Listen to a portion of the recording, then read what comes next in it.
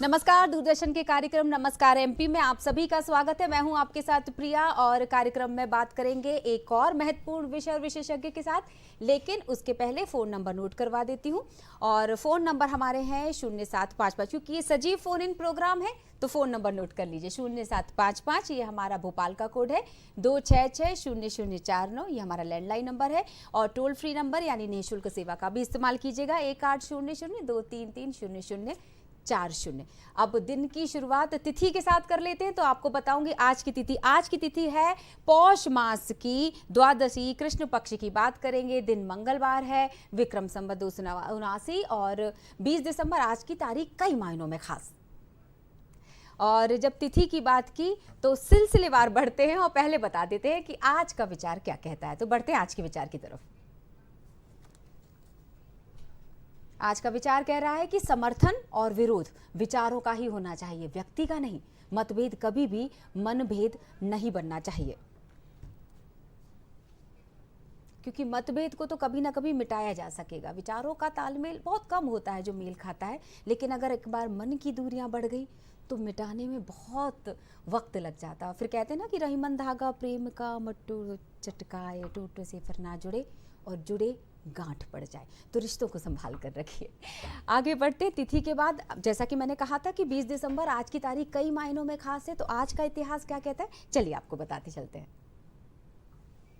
आज का इतिहास 1902 की पहले बात करेंगे। किसानों के नेता के रूप में लोकप्रिय देश के 5वें प्रधानमंत्री चौधरी चरण सिंह का उत्तर प्रदेश के हापुड़ में जन्म हुआ। इस दिन को देश में किसान दिवस के रूप में मनाया जाता है।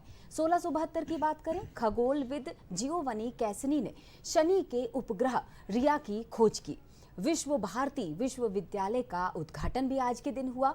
बीबीसी रेडियो, जी हाँ 1922 बीबीसी रेडियो से दैनिक समाचार प्रसारण की शुरुआत भी आज के दिन हुई। 1995 20 दिसंबर 1995 हरियाणा के मंडी डबवाली इलाके में एक स्कूल के कार्यक्रम में आग लगने से 360 लोगों को हमने खोया भी। अब 2000 की भी बात कर लेते हैं। अविभाजित भारत की प्रसिद्ध अभिनेत्री, कौन नहीं जानता इनको, गायिका मल्लिका तरन्नुम नूरजहां को भी हमने आज ही के दिन खो दिया था। 2000 की बात करेंगे, 23 अगर हम बात करें 2000, ये देखिए नूरजहां की कितनी खूबसूरत तस्वीर, इतनी खूबसूरत अदाकारा भी। और बात करें इनकी आवाज़ की तो इनकी जादू तो हमेशा ही बिखरता था। 2000 की बात कर रहे थे। पश्चिम बंगाल की राजधानी कलकत्ता का नाम आधिकारिक तौर पर कोलकाता घोषित किया गया। और 2008 की भी बात कर लेते हैं। सॉफ्टवेयर कंपनी सत्यम पर विश्व बैंक ने प्रतिबंध लगाया। ये हम जिक्र कर रहे थे आज के इतिहास का। और इतिहास के बारे में हमने बता दिया। जैसे कि महत्वपूर्ण दिवस की हम बात कर रहे हैं, एक और महत्वपूर्ण दिवस है जिसका जिक्र अब मैं करने वाली हूँ। लेकिन उसके पहले फ़ोन नंबर एक बार फिर से याद दिला देती हूँ, क्योंकि हम बता देते हैं आपको। सजीव फ़ोन इन प्रोग्राम से इस वक्त आप जुड़े हुए हैं। 0755 भोपाल का कोड, 2660049 निःशुल्क सेवा यानी टोल फ्री नंबर भी नोट करते चलिए, 1800-233-004। आज मंगलवार का दिन है, आपका दिन मंगलमय हो, ये भी पहले कामना करते हैं। और अब बता देते हैं आज की तारीख, जो कि एक और दिवस के बारे में हम बात करेंगे। अंतर्राष्ट्रीय मानव एकता दिवस। विविधता में एकता का उत्सव मनाया जा रहा है। जी हाँ, आज 20 दिसंबर है और इस उत्सव को हमारे सिर्फ इस राष्ट्र यानी कि भारत में ही नहीं बल्कि अंतर्राष्ट्रीय स्तर पर भी मनाया जा रहा है। विविधता में एकता की जब बात की जाती है तो कौन भूल सकता है, या ये बताने की ज़रूरत ही नहीं है ना कि आखिर हमारा भारत, जिसका जिक्र हर बार पहले नंबर पर आता है। हम अपने विशेषज्ञ से आपकी बात करवाएंगे और सबसे पहले परिचय करवा देते हैं। और अगर आपके मन में जैसे ही आपको पता चले कि ये दो विशेष मेहमान अतिथि के रूप में स्टूडियो में इस वक्त मौजूद है, तो बहुत सारे सवाल इस विषय से जुड़े हुए बनेंगे। तो हमारे विशेषज्ञ से सवाल ज़रूर कीजिएगा। चलिए तो पहले परिचय करवाते हैं। हमारे साथ जुड़े हुए हैं डॉक्टर सुरेंद्र शुक्ला जी। इनका स्वागत करेंगे। निदेशक है नेहरू युवा केंद्र संगठन मध्य प्रदेश। अगले मेहमान हमारे बैठे हुए हैं आनंद कृष्ण जी, लेखक हैं, अनुवादक हैं, साहित्यकार हैं। आप दोनों का बहुत बहुत स्वागत है सर। धन्यवाद। और जिस तरह से विविधता में एकता की हम बात कर रहे हैं, 20 दिसंबर की हम बात कर रहे हैं, मानव एकता दिवस की हम बात कर रहे हैं, क्या कहना चाहेंगे? सबसे पहले सुरेंद्र जी, मुझे लगता है कि मैं आपसे इस सवाल को रख लेती हूँ जी। इस दिवस को लेकर आपका क्या मानना है? देखिए, जैसे आप देख रही हैं कि सब्जेक्ट ही है मानव एकता दिवस, तो मुझे लगता है कि अपने आप में पर्याप्त परिभाषित है कि अगर हम एकता के साथ जिएंगे तो विकास करेंगे, सफल रहेंगे और आगे बढ़ेंगे। जी। तो हमें मानवता को जीने के लिए एक रहना पड़ेगा, यही मैं कहना चाहूँगा। जी बिल्कुल। आप साहित्यकार हैं, लेखक हैं, आपकी कलम क्या कहेगी इस मायने में? देखिए प्रिया जी और हमारे सभी दर्शक, हम सभी जानते हैं कि जब मनुष्य ने अपना जीवन शुरू किया था तो सृष्टि का सबसे कमज़ोर, बहुत कमज़ोर प्राणी हुआ करता था। तो दूसरे प्राणियों के बीच में उसको अपना अस्तित्व बनाकर रखने के लिए बहुत ज़रूरी था कि वो एक साथ रह सके, दूसरों का सहयोग ले सके।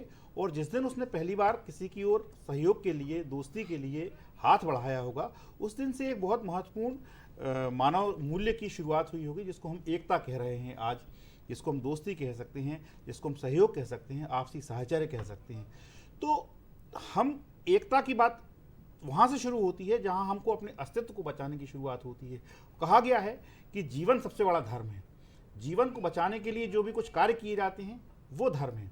तो एकता जो है वो जीवन को बचाने के लिए किया जाने वाला सबसे बड़ा कार्य है, इसलिए एकता ही सबसे बड़ा धर्म है। जी। अगर एकता की बात करें तो भाषा जो एक, मैं ये दोनों से रखूंगी ये सवाल बिल्कुल, कि भाषा हम सबको जोड़ देती है एक दूसरे के साथ जी। और अगर हिंदी भाषा की बात की जाए तो ये कितनी सहज और सरल है कि एकता की बात करें और अगर हम किसी दूसरे देश में चले जाएं और अगर हम हिंदी भाषी हैं, दो लोग एक दूसरे से टकराएं तो ऐसा इतना अपनापन आ जाता है। वो एकता का मुझे लगता है कि सबसे बेहतरीन उदाहरण देखने को मिलता है जब दो सेम मतलब समान भाषी जो लोग होते हैं। सुरेंद्र जी क्या कहना चाहेंगे? फिर इसका जवाब मैं आनंद जी आपसे भी लेना चाहूंगी। देखिए, भाषा जो है वो भावना से जुड़ी चीज़ होती है और बोली उसकी उप हिस्सा होता है। मुझे लगता है कि विदेश या देश कहीं भी आप जाइए, मैं थोड़ा सा इसको बहुत पर्सनल अगर जाना चाहूँ तो आप देखेंगे फ़ोन कभी बात होती है, अगर आपके गांव का कोई व्यक्ति फ़ोन करता है तो आपकी भाषा हिंदी या अंग्रेजी नहीं निकलती है, फिर बोली निकलती है।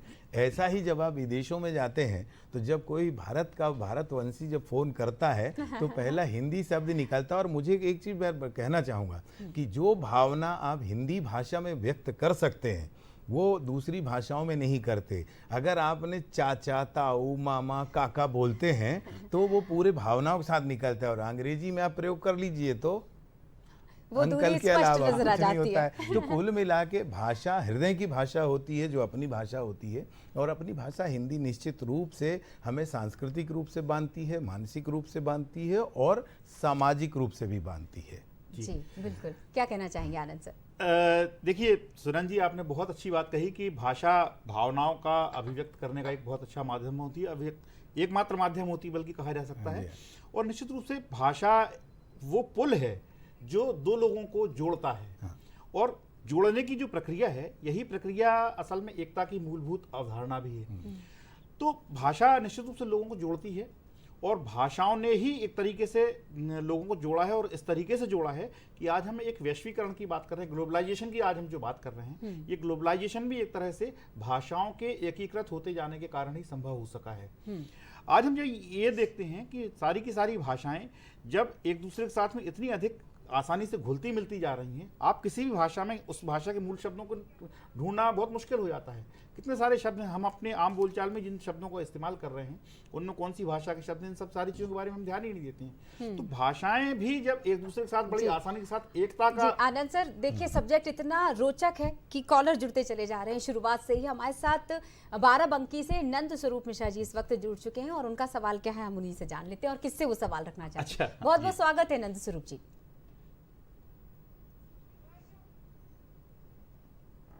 जी नंद स्वरूप जी, अपना सवाल रख लीजिएगा।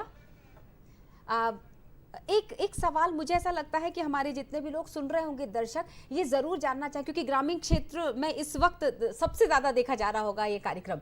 गांव में एकता की अगर हम बात करना चाहें, आनंद सर आपके जो जवाब आप दे रहे थे उसमें इस सवाल का भी जवाब जोड़ लीजिएगा। हाँ, सवाल पूछें। गांव में अगर एकता की हम बात करें, अगर उदाहरणों की बात करें, एकता का बेहतरीन उदाहरण कि किसी एक पर आवाज उठाकर देख लीजिए, पूरा गांव का गांव इकट्ठा हो जाता है विद्रोह में। तो वास्तव में देखिए, सवाल इसी चीज का है, मैंने आपको बताया कि असल में एकता की आवश्यकता सबसे पहले वहीं से शुरू होती है जहां हम अपने अस्तित्व को सुरक्षित रखने, अस्तित्व को संरक्षित करने की कोशिश कर रहे होते हैं।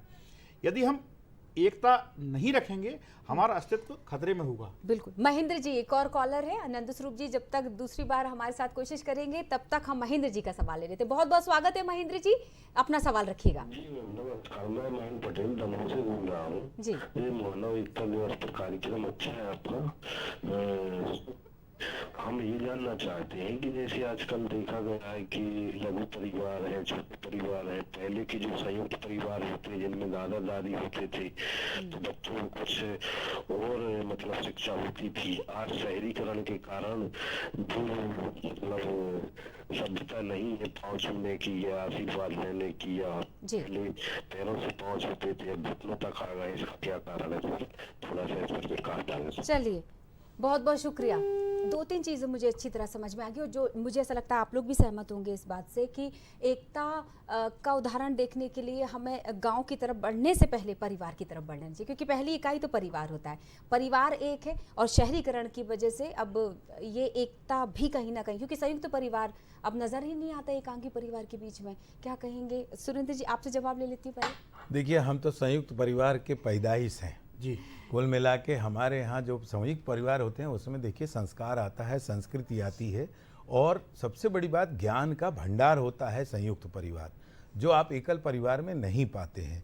तो मेरी प्राथमिकता तो यही है कि संयुक्त परिवार होना आवश्यक है। आप चाहे जिस जीवन में जिएं, आप एकल परिवार में भी जब भी जीते हैं तो आपको कहीं ना कहीं आपको संयुक्त परिवार की सीख ही काम आती है। तो कुल मिला के ये है कि संयुक्त परिवार अपने आप है, और हमारा पूरा विश्व आप देखेंगे, भारत जिसका प्रणेता है, भारत जिसकी परिभाषित करता है वसुधैव कुटुंबकम की, तो वसुधैव कुटुंबकम जो है अपना वो है, पूरे विश्व में आज उसी चीज का प्रसारण हो रहा है। और मैं तो ये कहता हूँ कि हमारा देश, हमारा संस्कृति, हमारी सरकार जो है जिस चीज को प्रमोट कर रही है, जिसको प्रमोशन कर रही है, वो यही महत्वपूर्ण है कि हम एक रहें, तभी हम जो है नेक रहेंगे और सफल होंगे। क्या बात है, कितनी खूबसूरत बात, एक रहेंगे तो नेक रहेंगे। एक और कॉलर, चूंकि नंद स्वरूप जी से चर्चा हो रही थी पर हो नहीं पाई थी, एक बार फिर से जुड़ चुके हैं नंद स्वरूप मिश्रा जी बाराबंकी से, और इस बार जल्दी से अपना सवाल रख लीजिए सर।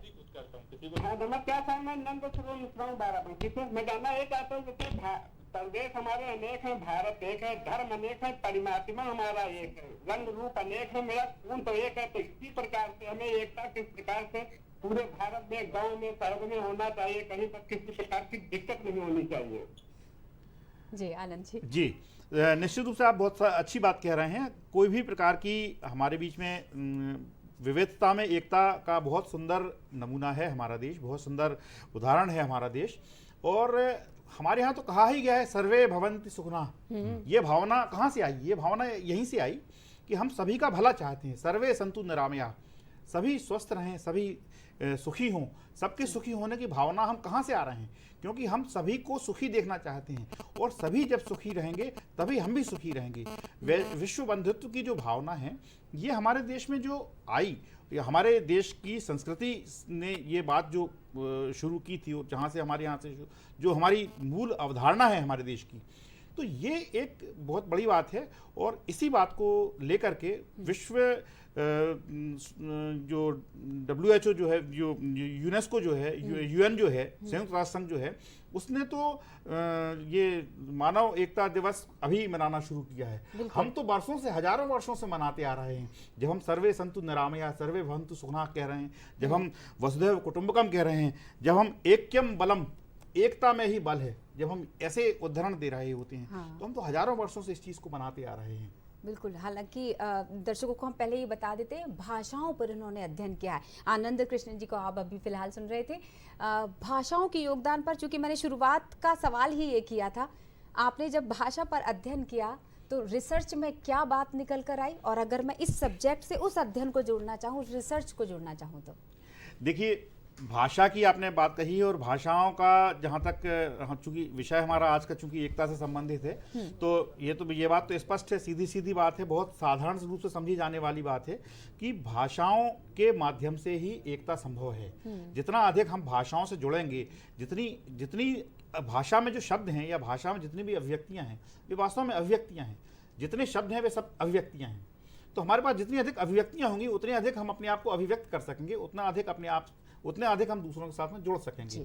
तो अधिक से अधिक भाषाओं से जुड़ें। भाषा से जब हम जुड़ेंगे, आज ये समस्या एक बहुत बड़ी समस्या आ रही है, कभी इस पर हम चर्चा करना चाहेंगे।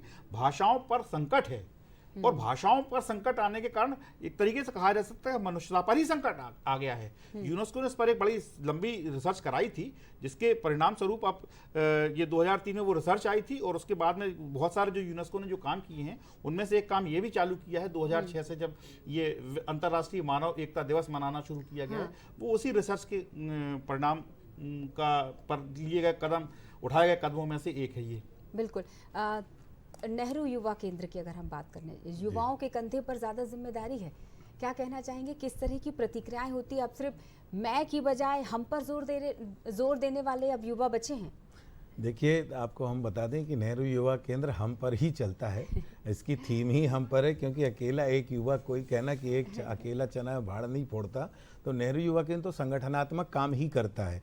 और भारत सरकार हमारी जब से, खास तौर से मैं प्रधानमंत्री जी को धन्यवाद देना चाहूँगा, उन्होंने इस चीज़ को बड़ा बल दिया है। एक भारत श्रेष्ठ भारत में आप देखेंगे हमारा युवा आदान प्रदान कार्यक्रम होता है, जो नॉर्थ ईस्ट पूर्वोत्तर के युवाओं को अपने मध्य प्रदेश जैसी जगह में, छत्तीसगढ़ जैसी जगह में लाते हैं, हमारे युवा वहाँ जाते हैं। तो ये सब एकता और भाईचारे के लिए ही तो कार्यक्रम बनते हैं। अभी मैं आपको बताना चाहूँगी कि भोपाल में बड़े खुशी की बात है कि हम एक अभी आदिवासी युवा आदान प्रदान कार्यक्रम कर रहे हैं, जिसमें 250 युवा हैं। और वो 250 युवा अलग अलग राज्यों के, खास तौर से नक्सलाइट एरिया के लोग हैं, लेकिन उन सब का मिलना, उन साथ का रहना, उन सब की बातचीत करना, मध्य प्रदेश के युवाओं का आदान प्रदान जो हो रहा है, तो उसमें भाषा का भी आदान प्रदान हो रहा है, पहनावे का भी हो रहा है, खान पान का भी हो रहा है, बोलचाल का भी हो रहा है और सांस्कृतिक आदान प्रदान भी हो रहा है। तो कुल मिला के ये तय है कि जैसा कि पुरानी कहावत है कि एक लकड़ी आप तोड़ो तुरंत टूट जाती है, 5 लकड़ियां मिला के आप तोड़ना चाहेंगे तो नहीं टूटती है। एक उंगली आपका कुछ नहीं कर सकती, लेकिन मुक्का बन जाए तो बहुत कुछ कर सकता है। तो कुल मिला के मानवता दिवस का ये जो एकता का बात कर रहे हैं हम, तो निश्चित रूप से मानिए कि जब संगठित कोई चीज होती है तो वो निर्णायक स्थिति में होती है। तो नेहरू युवा केंद्र तो कुल मिला के संगठनात्मक कार्य ही करता है। मतलब बार बार जागरूकता अभियान चलाने से, अवेयरनेस की बहुत ज़रूरत अभी भी महसूस होती है। हम सब अच्छी तरह जानते हैं कि एकता में ही ताकत है। आप लोग तो इस बात पर जोर दे ही रहे हैं, प्रमुखता से बता ही रहे हैं इस विषय को। क्या ये चीज़ महसूस होती है कि अभी भी जब तक हम आने वाली पीढ़ी को भी इस बात को गहरे ना बिठा दें कि बिना एकता के कोई भी चीज़ संभव नहीं है, सिर्फ अपना विकास ही विकास नहीं हो सकता, सबका साथ होगा तभी सबका विकास होगा। और प्रिया जी, मैं सुरेंद्र जी की बात को थोड़ा सा और आगे बढ़ाना चाहूँगा। सर, आपने जैसा कि बताया कि एक भारत श्रेष्ठ भारत एक बहुत, उसमें काफ़ी सारी गतिविधियाँ आप कर रहे हैं, उसमें भाषा की भी आपने बात बताई। एक अनुवाद मिशन स्थापित किया गया है। प्रिया जी, हम सभी जानते हैं कि हमारे देश में बहुत सारी भाषाएं बोली जाती हैं और सारी की सारी भाषाओं में मतलब काफ़ी सारा बहुत अंतर भी है और उन भाषाओं के बीच में एक आपसी तालमेल बैठाने की आवश्यकता है उन भाषाओं में। लेकिन एक बहुत बड़ी सुविधा ये है कि सबकी सांस्कृतिक पृष्ठभूमि एक जैसी है, तो वो सांस्कृतिक पृष्ठभूमि को केंद्र बना करके केंद्रीय सरकार ने अनुवाद मिशन की स्थापना की है, जिसमें भारतीय भाषाओं के साहित्य को दूसरी सारी भाषाओं में अनुवादित किया जा रहा है। एक केंद्रीय हिंदी संस्थान बनाया गया है, मैसूर में बनाया गया है। वो संस्थान भी सारी की सारी भारतीय भाषाओं को जोड़ने का और सारी की सारी भारतीय भाषाओं के बीच में पुल बनाने का एक बहुत महत्वपूर्ण काम कर रहा है। तो वो जो एक भारत श्रेष्ठ भारत की जो अवधारणा है, वो अवधारणा भाषा के माध्यम से भी इस तरीके से पूरी की जा रही है। तो सरकार भी इस बारे में बहुत तरीके से जागरूक है कि जो मानव एकता, राष्ट्रीय एकता की जो हम बात करें, पहले हम घर की एकता की हमने बात करी, हम फिर राष्ट्रीय एकता की बात। राष्ट्रीय एकता के लिए बहुत महत्वपूर्ण बात यह है कि हमारी भाषाओं में भी एक समानता हो, उनके आपस में तालमेल हो, उनमें आपस में पुल हो, और जिसके माध्यम से सारी की सारी भाषाएं एक दूसरे के साथ में आवागमन कर सकें।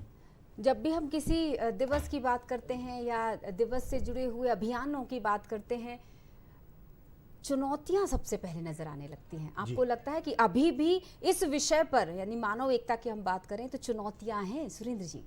बिल्कुल हैं। और चुनौतियों के बिना आप देखेंगे कुछ नहीं होता। आप साइकिल चलाना सीखिए, अगर गिरेंगे नहीं तो अच्छी साइकिल नहीं सीखेंगे। सही बात। तो मैं तो मेरा आपको याद है एक टैगलाइन बड़ी अच्छी रहती है जो शायद मैं युवाओं को हर बार बोलता हूँ कि समंदर को यदि गुमान है तूफान उठाने का, तो हौसला वो भी रखते हैं कश्ती वहीं चलाने क्या का। बात, क्या बात, वाह। तो देखिए, अगर संघर्ष नहीं होगा तो स्वाद नहीं मिलेगा। तो जब तक आप जैसे आप दूसरे आप रेस्टोरेंट में जाइए, खाना खाने जाइए, उसका एक अलग स्वाद होता है, लेकिन खुद पका के जब खाते हैं और तकलीफ से बना के खाते हैं तो उसका एक अलग स्वाद होता है। तो संघर्ष कहीं न कहीं आपको एक सुपरिणाम और अच्छे मंजिल तक पहुंचाने का हिस्सा होता है। तो ये जो कारण होते हैं, मुझे लगता है जिस चीज़ को जितना रोकी जाती है वो उतने ही सफलतम स्थिति में पहुंचती है। और जब तक आप संघर्ष नहीं करेंगे तब तक आप सफलता के उस मापदंड को नहीं पाते हैं जिस मापदंड को आप कठिनता से पाकर सुख अनुभव करते हैं। तो कुल मिला के मुझे लगता है कि ये जब नई चीज़ कोई लाई जाती है तो उसका विरोध स्वाभाविक है, क्योंकि बहुत सारी चीज़ें लोगों की समझ से परे होती हैं। इसीलिए आपका दूरदर्शन जैसा माध्यम होता है जो कई कार्यक्रमों करके उन चीज़ों को हल करता है। तो कुल मिला के ये है कि कठिनता ही सफलता की कुंजी है। कठिनता ही सफलता की कुंजी है। क्या बात है। पहले याद दिला देती हूँ आनंद जी, फिर आपके पास सवाल लेकर आती हूँ। 0755 फ़ोन नंबर इसलिए बता रही हूँ कि अगर आप कम समय बचा है, सवाल रखना चाहें आनंद कृष्ण जी से या डॉक्टर सुरेंद्र शुक्ला जी से, तो बिल्कुल सवाल रखिए। 0755 भोपाल का कोड 2660049, टोल फ्री नंबर 180023300040। एकता की बात हम बहुत दूर न जाके थोड़ा सा और नज़दीक आकर, जैसे अभी हमने परिवार में एकता के महत्व को समझा, ऐसे ही गांव में एकता के महत्व पर चर्चा हम कर रहे थे। अब मैं अगर गांव और शहर को एक साथ जोड़ने वाली एकता की बात करूं, आनंद जी क्या कहना चाहेंगे? क्यों हम ये सोचे कि हम ग्रामवासी हैं और क्यों वो सोचे कि वो शहरवासी हैं? क्या हम ग्राम शहरवासी नहीं हो सकते? देखिए, जहाँ तक आपका जो शब्द, आपने बहुत अच्छा शब्द बना दिया, गढ़ा, बहुत अच्छा शब्द गढ़ा आपने, ग्राम शहर। वास्तव में आज पूरी पृथ्वी ही एक तरीके से ग्राम हो चुकी है, पूरी धरती ही एक मतलब ग्लोबल विलेज ऐसी कंसेप्ट आ चुकी है, इसको मान लिया गया है। तो ये जो गांव और शहर के बीच में जो दूरियां कभी हुआ करती थी, वो सारी की सारी दूरियां खत्म होती जा रही हैं और बहुत तेजी से खत्म होती जा रही हैं।